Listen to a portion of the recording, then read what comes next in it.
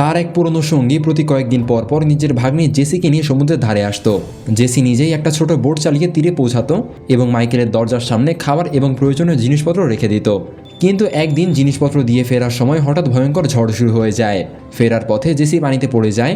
পাশেই দাঁড়িয়ে থাকা তার সেই আঙ্কেল সময় মতো পানিতে ঝাঁপ দিতে পারেনি এবং বোটসহ সমুদ্রের ঢেউয়ে ভেসে যান। এটা দেখে মাইকেল সঙ্গে সঙ্গে নিজের ছোট বোট নিয়ে তাদের বাঁচাতে রওনা দেয়। তারা যেখানে পানিতে পড়েছিল সেখানে পৌঁছে সে সরাসরি পানিতে ঝাঁপ দেয়। জেসিকে খুঁজে পাওয়ার পর তার সারা শরীরে জড়িয়ে থাকা ফিশিং নেটের দড়িগুলো খুলতে শুরু করে। ঠিক তখনই পিছনে তাকিয়ে মাইকেল দেখতে পায় তার পুরনো সঙ্গী আর এই পৃথিবীতে নেই।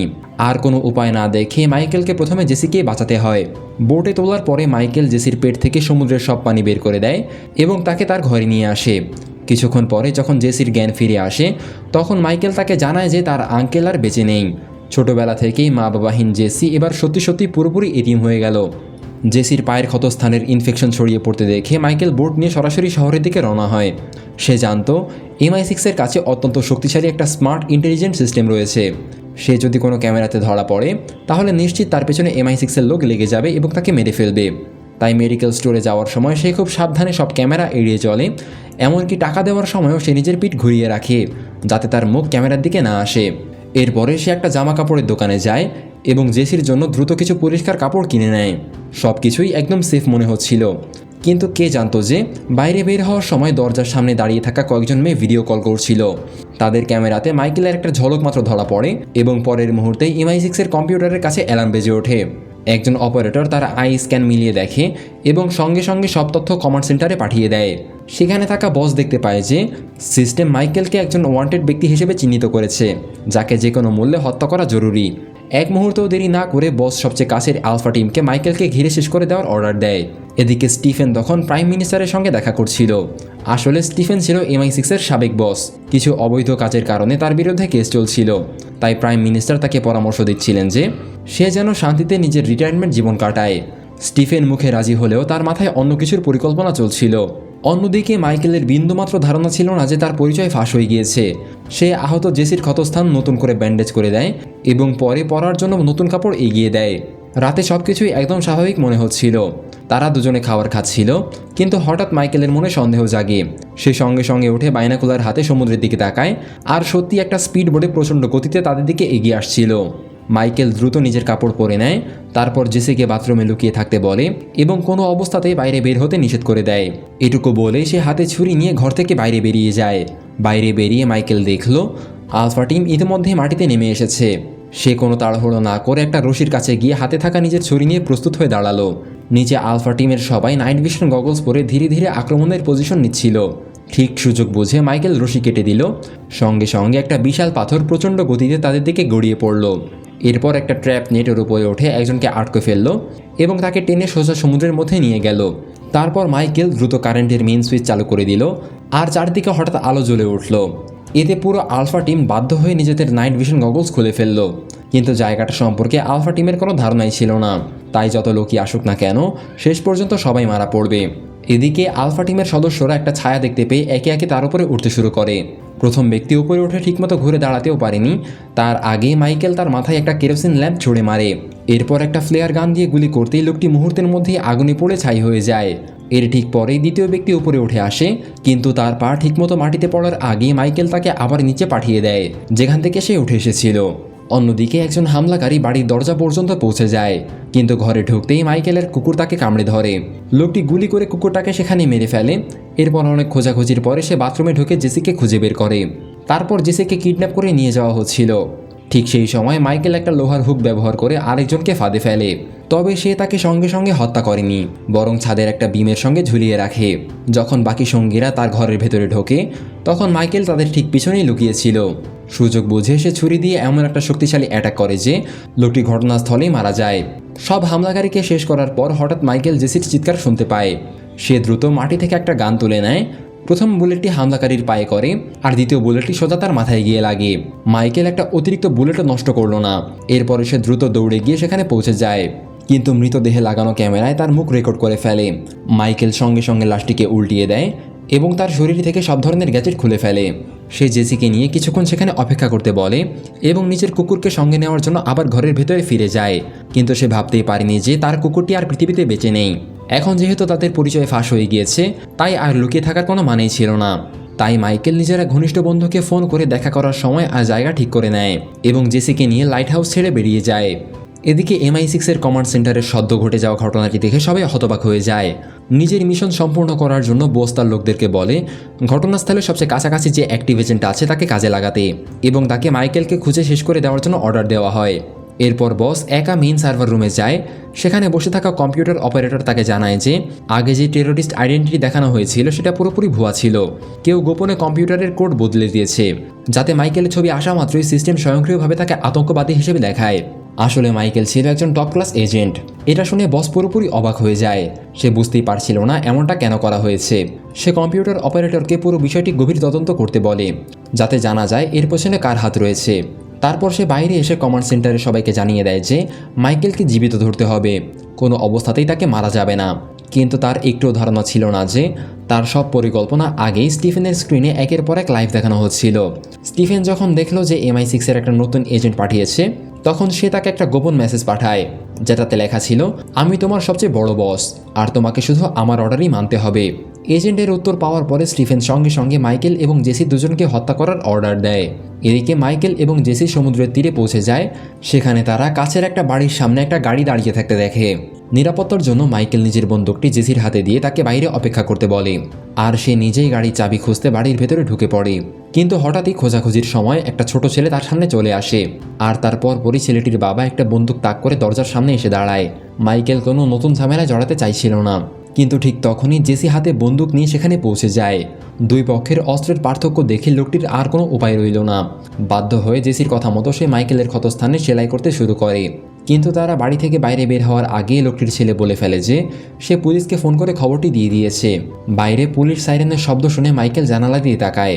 পুলিশের গাড়ি ইতিমধ্যে বাড়ির আঙিনায় এসে গিয়েছে।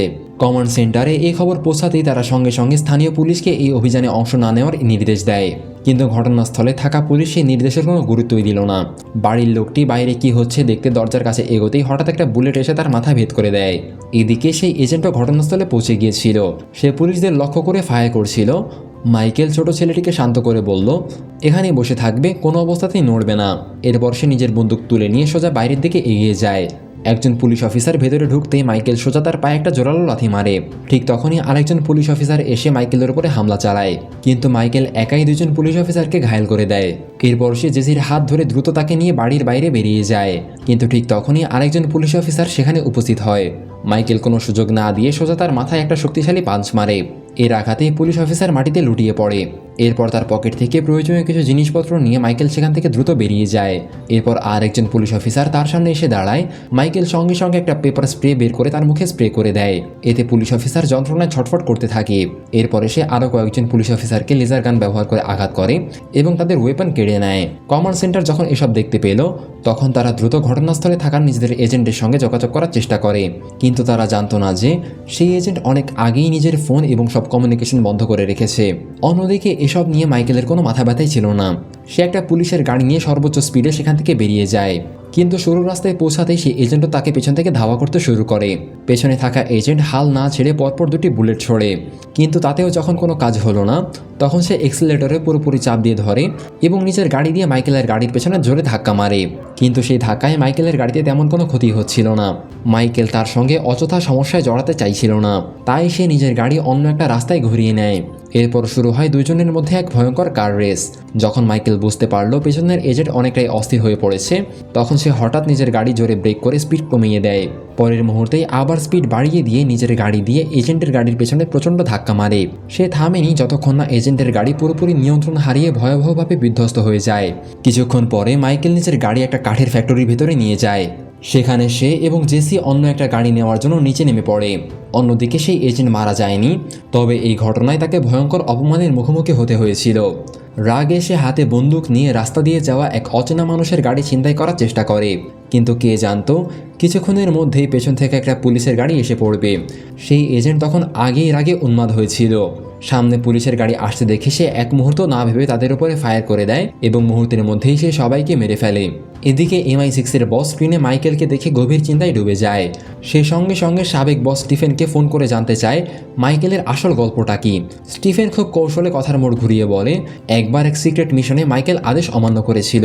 সরকার যাকে হত্যা করতে চেয়েছিল মাইকেল তাকে পালিয়ে যেতে দিয়েছিল, এরপর সেও নিজে অদৃশ্য হয়ে যায়।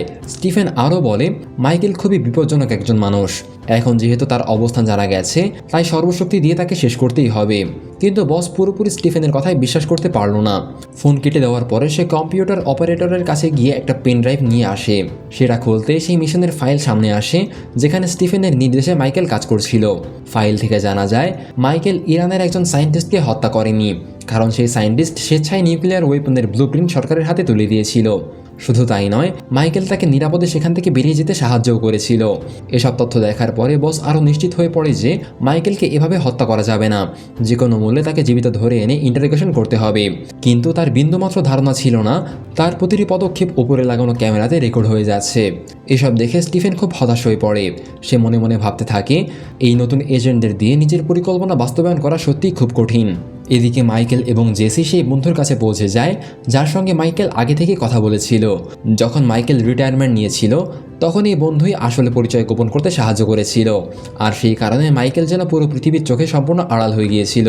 কিন্তু এর আগে যখন MI6 প্রথমবার মাইকেলকে স্ক্যান করেছিল তখন রেজাল্টে তাকে একজন টেররিস্ট হিসেবে দেখানো হয়েছিল। এমন কাজ করার মতো মানুষের কথা ভাবতেই মাইকেলের মাথায় একটা মাত্র নাম আসে, সেটা হচ্ছে স্টিফেন। যদিও স্টিফেন আর MI6 এর বসের চেয়ারে ছিল না, তবু তার ক্ষমতা এখনও অনেক বেশি ছিল। সে নিজের সীমার বাইরে গিয়ে অন্য এজেন্টদেরকে অর্ডার দিতে পারত, এমনকি পুরো সিস্টেম পরিচালনা করার অ্যাক্সেসও তার হাতে ছিল।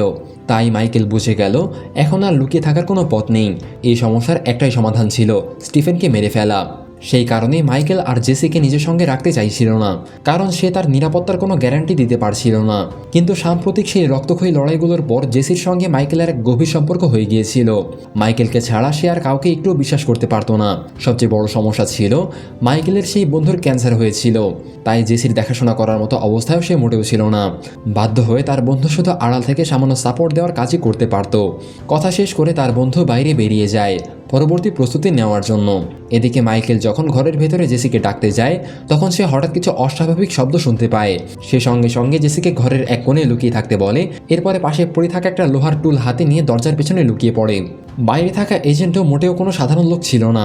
সে হাতে বন্দুক নিয়ে ধীরে ধীরে ঘরের ভেতর এগিয়ে আসছিল। হঠাৎ সে একটা ফায়ার করে, সেটা দেখে মাইকেল দ্রুত সরে গিয়ে আড়ালে লুকিয়ে পড়ে। এজেন্ট একের পর একে ফায়ার করতে শুরু করে। ঠিক সেই সময় মাইকেল একটা ওয়ারড্রপ তার উপরে ধাক্কা দিয়ে ফেলে দেয়। তারপর সুযোগ বুঝে সে একটা কিক মারে। রাগে এজেন্ট সঙ্গে সঙ্গে মাইকেলের গলা চেপে ধরে। মাইকেল দ্রুত একটা চামচ তুলে নিয়ে সেটা সোজা এজেন্টের হাতে গেঁথে দেয়। এরপর তাকে দেয়ালের দিকে ধাক্কা মেরে তুলে ছুঁড়ে ফেলে দেয়। এরপর দুজনের মধ্যেই শুরু হয়ে যায় এক ভয়ঙ্কর ফাইট। এক পর্যায়ে এজেন্ট জোরে ধাক্কা দিয়ে মাইকেলকে মাটিতে ফেলে দেয়। দুজন একে অপরের মুখোমুখি চেয়ারে বসে পড়ল। এটা দেখে জেসি মনে মনে ভাবতে লাগলো এখন এরা কি করবে।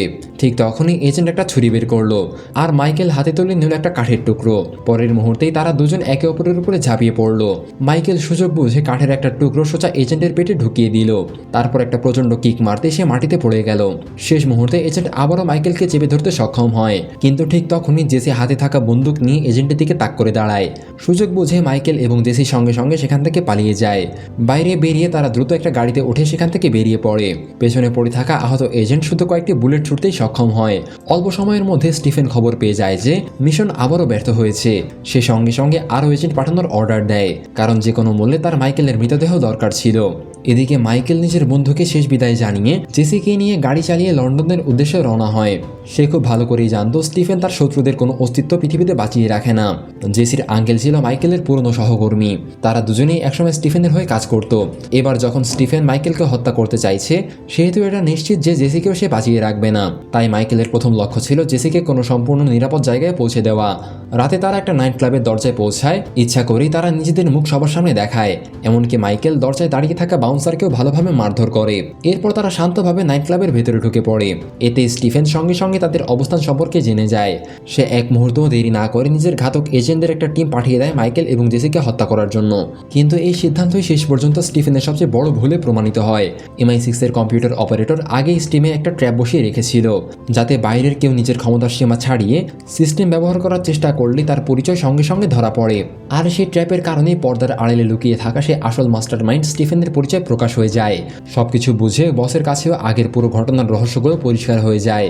যদিও এই মুহূর্তে সবচেয়ে জরুরি কাজ ছিল মাইকেলকে আটক করা। অন্যদিকে নাইট ক্লাবে ঢুকে মাইকেল ক্লাবের ওনারকে খুঁজে বের করে। একসময় তারা দুজনেই স্টিফেনের হয়ে অনেক অবৈধ কাজ করেছিল। এখন যখন স্টিফেন মাইকেলকে হত্যা করতে চাইছে তখন এটা স্পষ্ট ছিল যে সে শুধু মাইকেলকেই মারবে না। তাই মাইকেল ওনারের সামনে খুব একটা সহজ ডিল রাখে। সে বলে আগে জেসিকে কোনো সেফ জায়গায় পৌঁছে দেওয়ার ব্যবস্থা করতে হবে, আর সে নিজে থেকে যাবে স্টিফেনকে শেষ করার জন্য। প্রথমে ওনার কিছুটা দ্বিধায় পড়ে যায়, কিন্তু সে জানতো মাইকেল অকারণে এমন কথা বলতে আসেনি। শেষ পর্যন্ত দুজনের মধ্যে ডিল চূড়ান্ত হয়ে যায়। কিছুক্ষণ পরে ওনার একটা পাসপোর্ট এবং কিছু ক্যাশ নিয়ে আসে।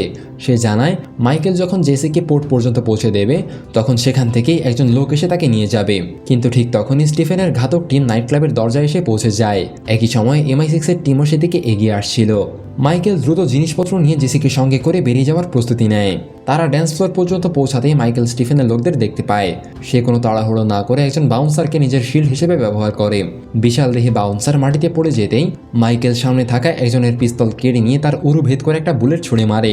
যেহেতু ড্যান্স ফ্লোরে অনেক জোরে গান বাজছিল, এই সুযোগ নিয়ে মাইকেল একে একে বাকি সবাইকে খুব সহজেই শেষ করে দেয়। সামনে আরেকজন লোক চারদিকে নজর রাখছে।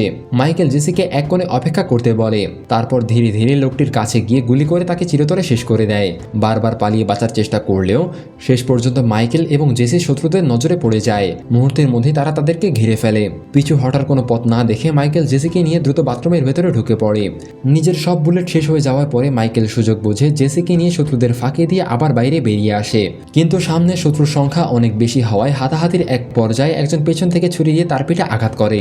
শত্রুদের প্রচন্ড চাপের মুখে পড়ে মাইকেল বাধ্য হয়ে নিজের পেছনে থাকা বার কাউন্টারের ভেতরে লাফ দেয়। আর বাইরে অপেক্ষা করা জেসিকে নিয়ে গুন্ডারা জোর করে একটা ভ্যানের ভেতরে তুলে ফেলে। মাইকেল দ্রুত তাদের পিছু নিয়ে বাইরে বেরিয়ে আসে এবং তাদের ধাওয়া করতে চাচ্ছিল, কিন্তু বাইরে সে মুখোমুখি হয় MI6 এর মূল টিমের সাথে। সবকিছুর ব্যাখ্যা দেওয়ার সময় তখন ছিল না, তাই সামনে আসতে মাইকেল কোনো দ্বিধা না করে ফায়ার শুরু করে। শেষ বুলেটের শব্দ থেমে যেতেই ভয়ে কাঁপতে থাকা জেসি দেখতে পেল মাইকেল একটা গাড়ির দরজা খুলছে। নির্দিষ্ট সময় পোর্টে পৌঁছানোর জন্য মাইকেল একটা মোটরসাইকেল নিয়ে সর্বোচ্চ স্পিডে ছুটে যায়। সময়ের সঙ্গে পাল্লা দিয়ে ছুটতে ছুটতে তারা ঠিক সময় পোর্টে পৌঁছে যায়। জেসি চাইছিল মাইকেল যেন তার সঙ্গে চলে যায়, কিন্তু মাইকেল বলল সে নিজের কথার মূল্য দিতে জানে।